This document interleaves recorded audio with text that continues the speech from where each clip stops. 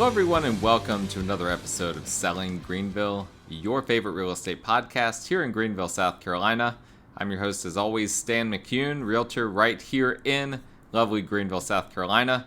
You can find all of my contact information in the show notes if you need to reach out to me for any of your real estate needs. And just a reminder, as always, you can always like, rate, review, subscribe to the show in order to try to get it out to as many people as possible. So please go ahead and do that. I would really appreciate if you guys could support the show in that way. And the other way you can support the show is by supporting our sponsor, Piper Insurance Group. They will help you with all your home, auto, and umbrella insurance needs, which is more important than ever, as a lot of people are going to be contacting their insurance agent. Having an insurance agent who is on the ball will really help you, and I can promise you you'll get that with Piper Insurance. They're an independent agency, which means that they can quote with multiple different carriers to get the best rate, licensed in South Carolina, North Carolina, and Georgia, and they can help you out with fix and flips, rentals, ground up new construction, commercial, etc., etc. So please reach out to Piper Insurance Group for a free quote today.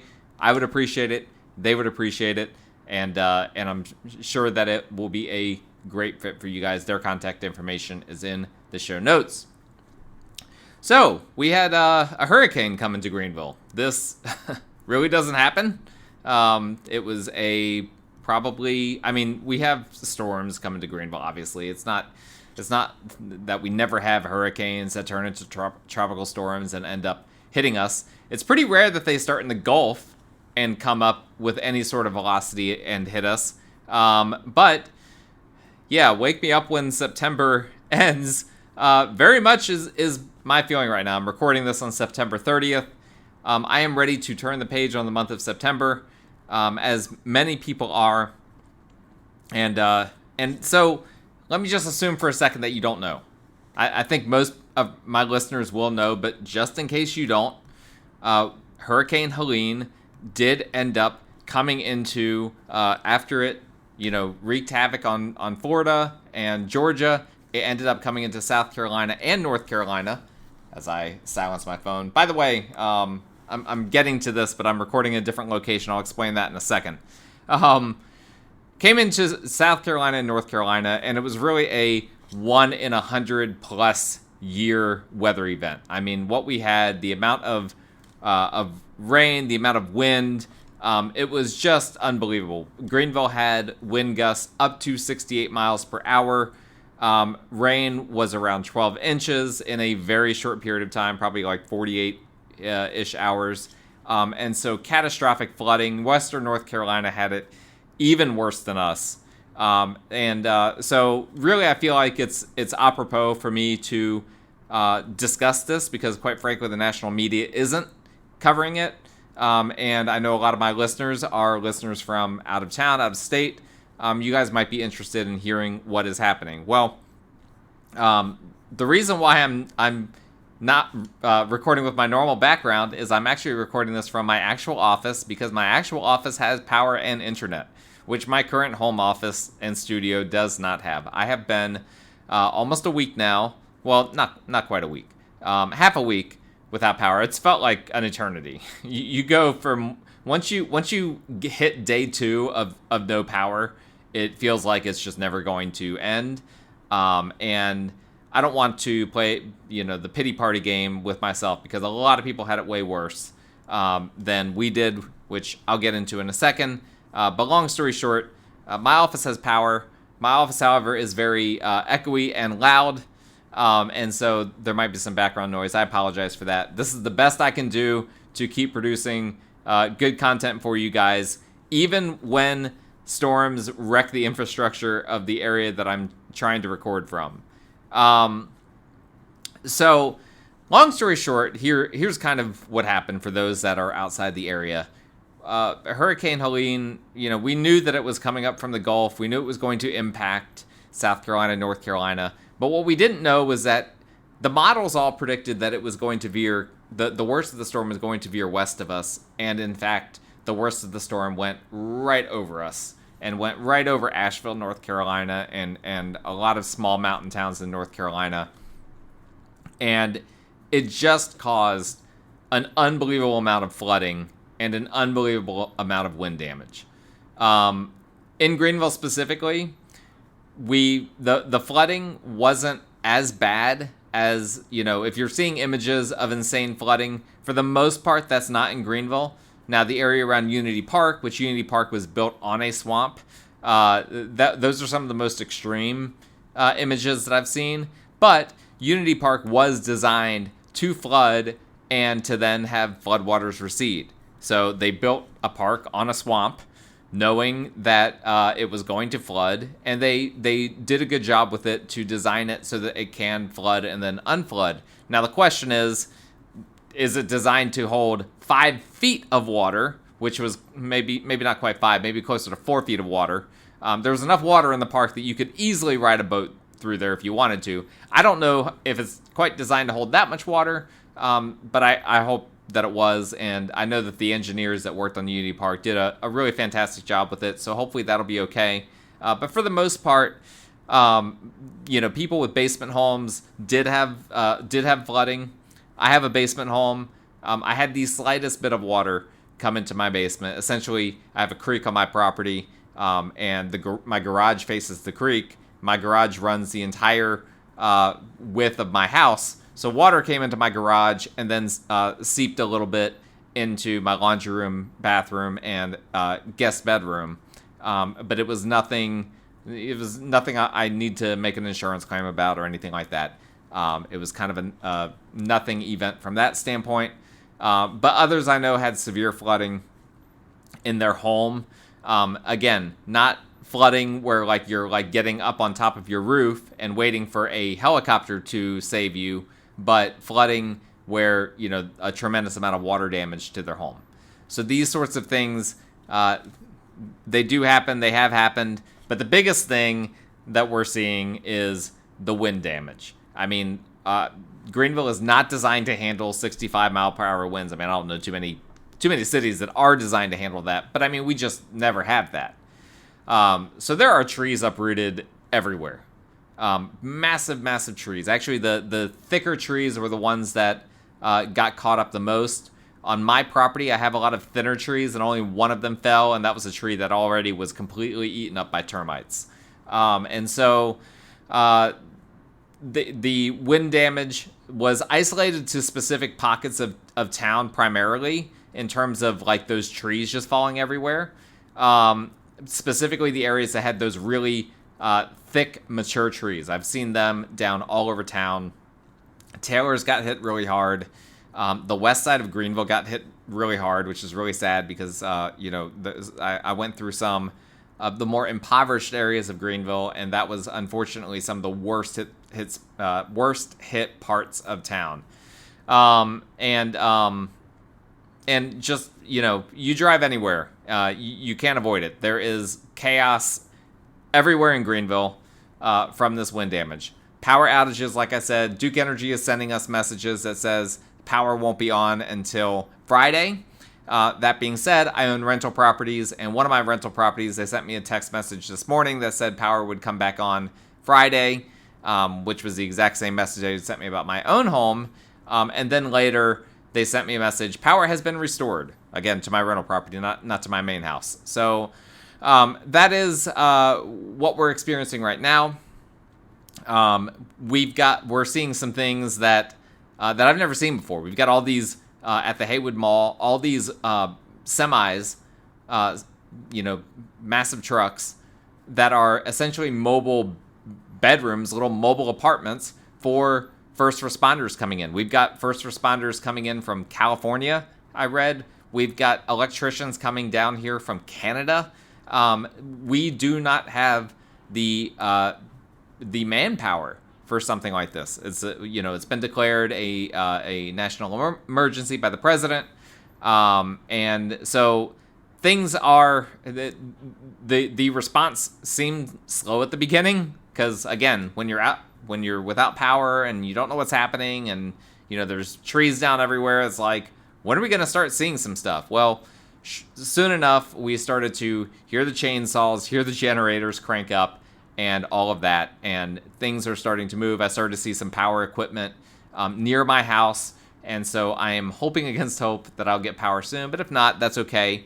It's been a real lifesaver that my office has had power and internet, at least from the standpoint of my personal business. That's been extremely helpful. Now, a lot of people are asking how we're doing. My family, we're doing fine. Like I said, we've been out of power, but that's not the worst thing in the world, right? We've been able to manage. We've got, I've got gas grills and things like that we can warm things up on. My refrigerator and freezer are like the best insulated refrigerator or freezer ever. Nothing has gone bad in them. Of course, we've been restocking with ice, which is hard to find. Probably the most stressful thing out of all of this was because we were all blindsided by this, right? Nobody could have predicted this would happen. The only thing comparable to it was over 100 years ago, Asheville had a storm like this. And so that's how, it's when we say it's a 1 in 100 year event, like literally it was a 1 in 100 year event. But I was foolish, I'll be honest. I had the day before the storm made landfall, I had a long day of driving and brought my gas tank down pretty low and did not get gas. And needless to say, that was not a good choice. When I went out after the storm and after things kind of settled, priority number one was get gas. Well, needless to say, that's priority number one for like a bunch of people. And so I was going around to gas stations, and I was actually experiencing people in line at gas stations that didn't have power, and so they couldn't pump gas, couldn't do anything. I guess people were just sitting there hoping that power would get restored to the gas station. Obviously, that didn't happen. And then I also saw instances of people in line, in some cases very long lines, like we're talking about maybe multi-hour lines at gas stations that did not have gas. Like they even had signs that said, "We don't have gas." But I guess they were just waiting to be refilled on gasoline. I was in a desperate situation. I had 40 miles till empty when I left my house. And, it was hard to find places that even had power at that point. Well, I finally got in line with 18 miles till empty at a gas station that had gas, had power. I could tell it had gas. It's funny, I became an expert at being able to identify whether it had gas or not, right? If you see people actually pumping and actually, at their pump, at their gas cap, then you had an idea, okay, they're actually refilling their vehicles. Whereas if they were at stations that didn't have gas, people would just be hanging out, talking, have their tailgate down, just chilling, waiting, I guess, hoping against hope that the gas would get refilled while they were there. So it was crazy. I finally, after waiting for 45 minutes, finally pulled up to the pump on empty and was able to get a full refill. There was no price gouging, although I saw some people say that they thought that price gouging should have happened in order to prevent people from going too crazy with their gasoline. That didn't happen. Gas here is still hovering around $3. It was cheaper than that prior to this event. It was starting to get into the mid twos, but it's at $3, so it's still quite cheap, relatively speaking. And so, that was my closest call, and probably the scariest part of this whole thing for me. A lot of businesses are opening, but without the ability to process payments, and so cash has become a thing again. And of course, ATMs are all down as well. So you either have cash or you don't. It's interesting. Okay, even my dog who is a 3-year-old mini golden doodle, unbelievable amount of energy, never goes to bed before we do. She fancies herself a guard dog and needs to wait until we all go to bed before she does. One night, with basically our house lit by candlelight, she was like conked out at 9:30 p.m. I have never seen her since she was a very, very tiny puppy, conked out at 9:30 p.m. So just very interesting times. I'm good with not having interesting times anymore, but nonetheless, interesting times are constantly upon us. There's another storm brewing in the Gulf, apparently. But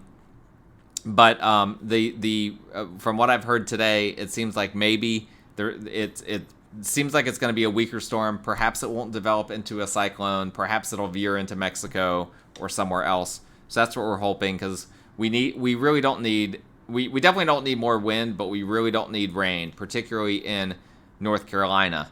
And I do want to bring attention to them for a second, because I think I think that's like I said, the national media, I'm pretty unimpressed with how they're handling this thing. And so I want to go ahead, if you're on YouTube, or if you want to log in on YouTube and take a look at this. Here's I'm showing a video of Chimney Rock. The downtown stretch of Chimney Rock was really crushed, like just absolutely crushed, just debris everywhere, local businesses devastated, very, very difficult things to see. Here's another video of the Chimney Rock area. Like it's hard to comprehend. Again, these things do not happen in Western North Carolina. It's so unusual. You can see boats just out in debris fields. It's just really devastating. People, I'm hearing stories of people dying on tops of their roofs. Waiting to be rescued by air assistance or whatever the case may be. And unfortunately, there's only so much that can be done right now. Only so many resources that are out there. And so it's a devastating event. Even though I'm not personally in Western North Carolina, I don't do business up there. I do a lot of hiking up there. I like to hike. I love that little town of Chimney Rock. I love Asheville. I love, just all of those little mountain towns up there. Great hiking spots, great restaurants, great breweries, good places to spend a weekend or whatever. And so it does touch me and impact me personally to see this sort of devastation up there as well. And so, if you have a moment to send prayers or good vibes to Greenville, to Western North Carolina, please do so. I've heard the Greenwood and Abbeville, South Carolina also got hit pretty hard. No, there's just a lot that happened. Now, thankfully, what happened in Asheville was they've got the French Broad River, which is a giant river that goes straight through their city, and it reached a level that it had never reached before in modern history. And it crested a over 100-year record, and there are just people that are completely stranded, without food, without water, without power. I have some clients up there looking to buy in Greenville. I've communicated with some of them. They seem okay, but not everyone out there is okay. So hopefully emergency responders will be able to get to these people that are stranded and be able to bring them to safety. So what does this mean? Okay. And what else do I want to say about this? Well, I just want to say this right away. Okay. Because this is, at the end of the day, I'm not a news podcast. I'm a real estate podcast. Sometimes current events become a big part of what we talk about on here. But this is a real estate podcast. And so beyond what I've talked about, just in terms of the human element of this, I don't want to completely get away from what you guys are listening here for.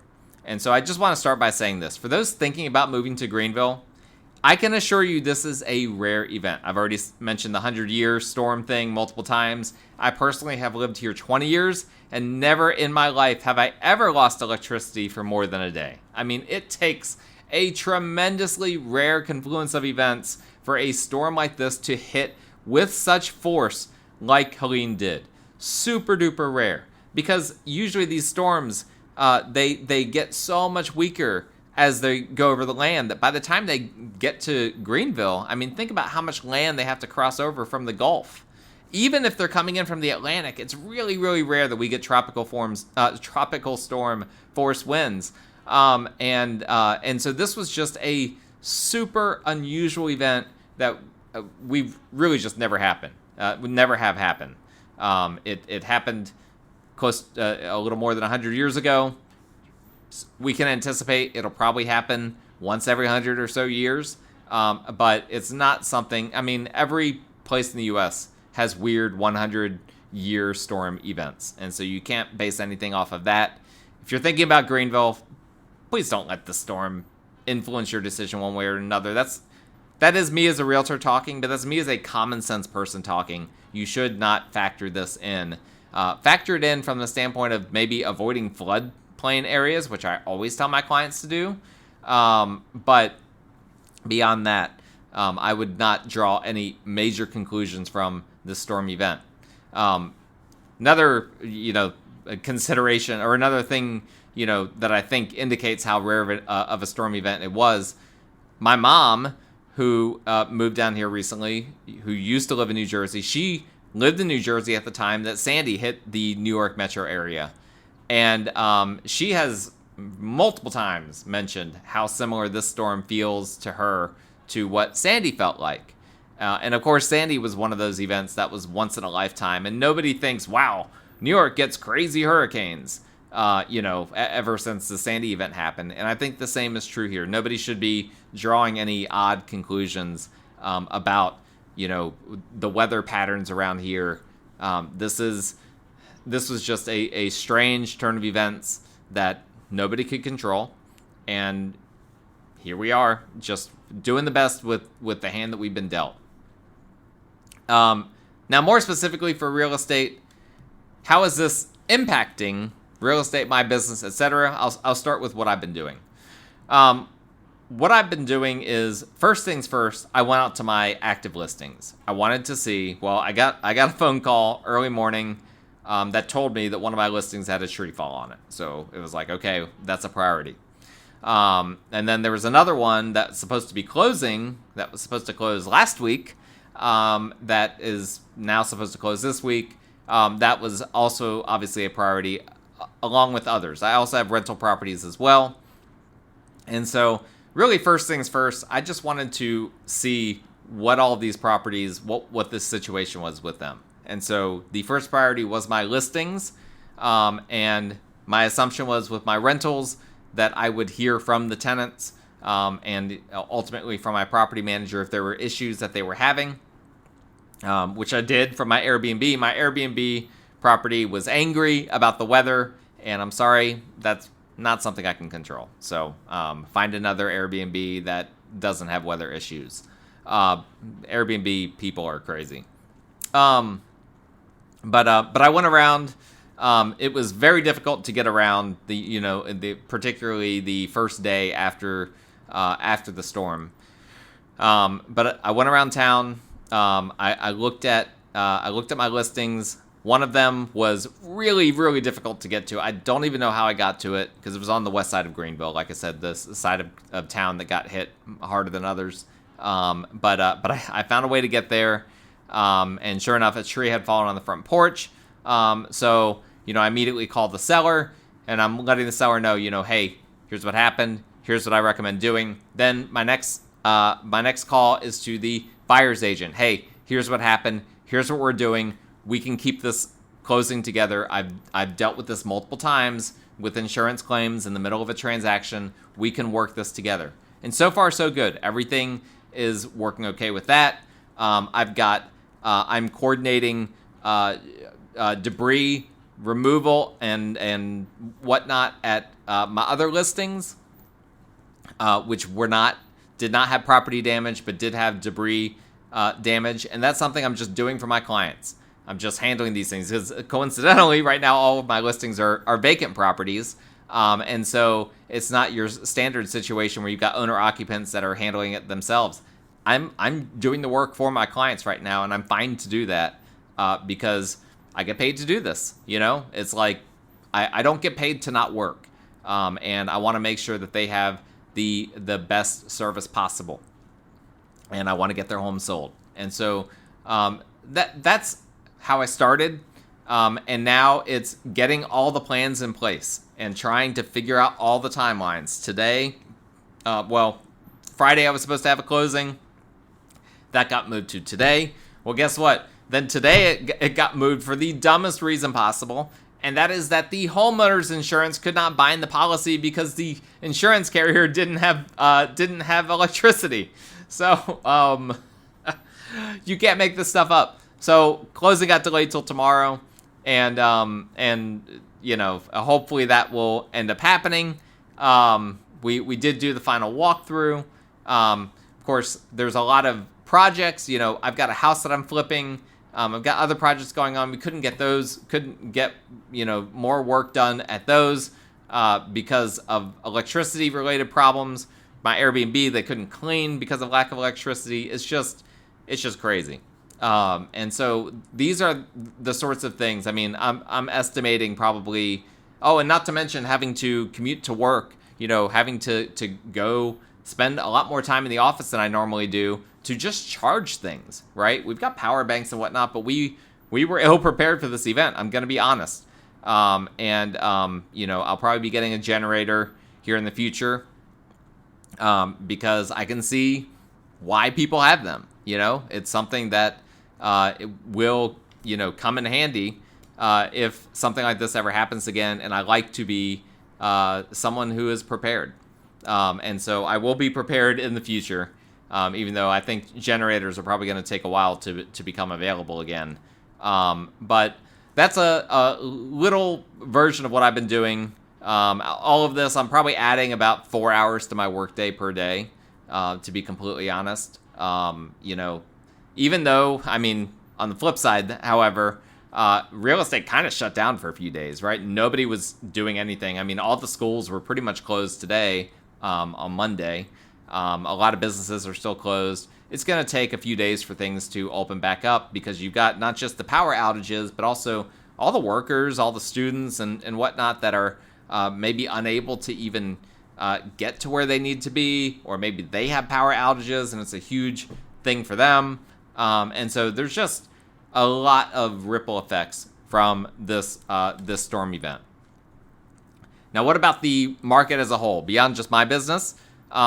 I've already referenced to me having a closing delayed, and no doubt I will have multiple closings delayed as a result of this. One that's a month from now, that I'm very confident will be delayed as a result of this. And this is what's going to happen. We're going to have tons and tons of closings delayed, some by multiple weeks. I've already heard some that are getting delayed by 2 weeks or more. And so that is just the reality of the situation.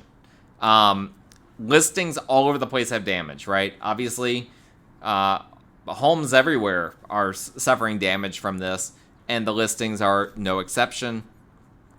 And so, this is why the first thing I did, basically was to go out and look at my listings, was because I wanted to make sure, if there was damage, we need to get out in front of it ASAP. I'm not going to pat myself on the back too much, but I know for a fact that a lot of agents aren't doing that. So there we go. A weak pat, a small pat on the back for myself.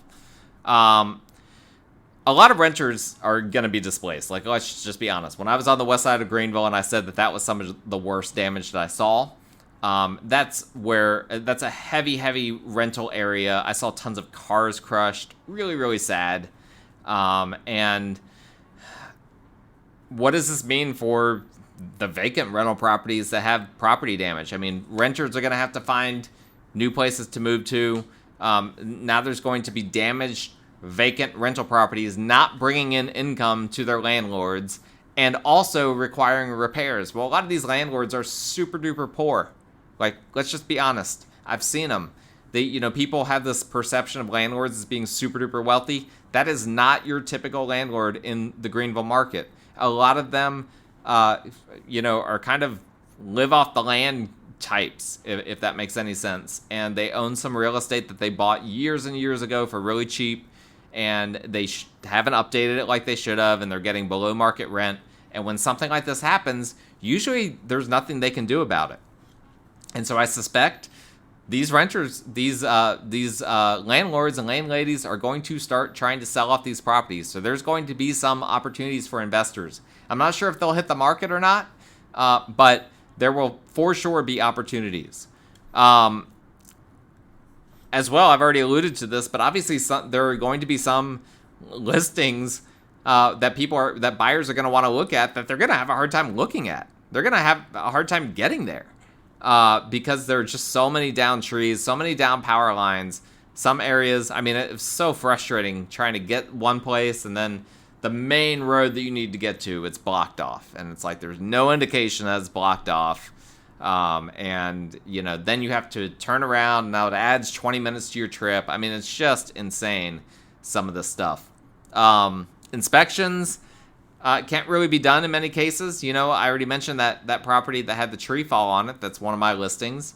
The buyer's agent was like, well, maybe we'll go ahead and have inspections done and then come back and inspect the repairs. And I was just like, you don't want to do that. Don't waste your time. Just wait until it's all done. We'll give you extra time for your due diligence. Let's make this work for everyone in the best way possible.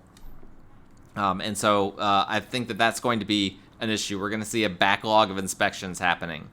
And what I'm curious about is, will these next, few weeks, will we just lose business altogether for the year?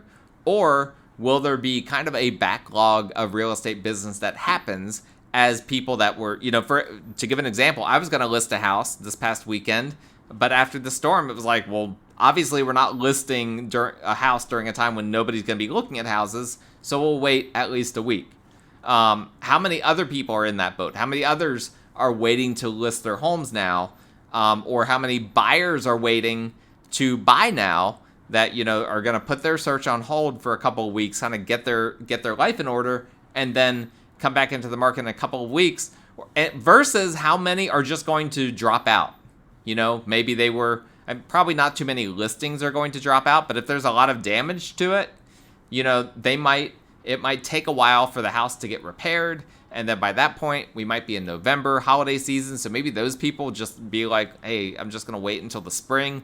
Who knows? I'm really unsure if we're going to simply see a worse year of real estate as a result of this, or if we're going to see something comparable to COVID, which was that when we had the shutdown for a few weeks, then when everyone came back into the market and started buying and selling again, they essentially made up for that lost time. It ended up being a very, very crazy next few months.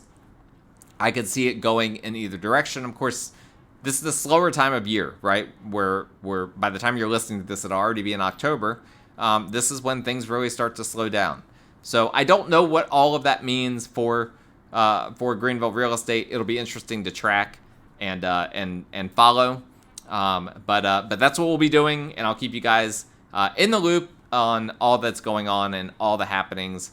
Let me know if you have any specific questions. A lot of you guys have been reaching out to make sure I'm okay, and I really appreciate that. We're okay. Others aren't, and so thank you for those messages. Feel free to hit me up with any more if you do have any. But that's all for today's episode. That has been sponsored by Piper Insurance Group. Please reach out to them for your homeowner's insurance quote in the show notes. Also, my contact information in the show notes if you need a realtor for any reason in the Greenville area. Please like, rate, review, subscribe to this show, and we will talk again next time.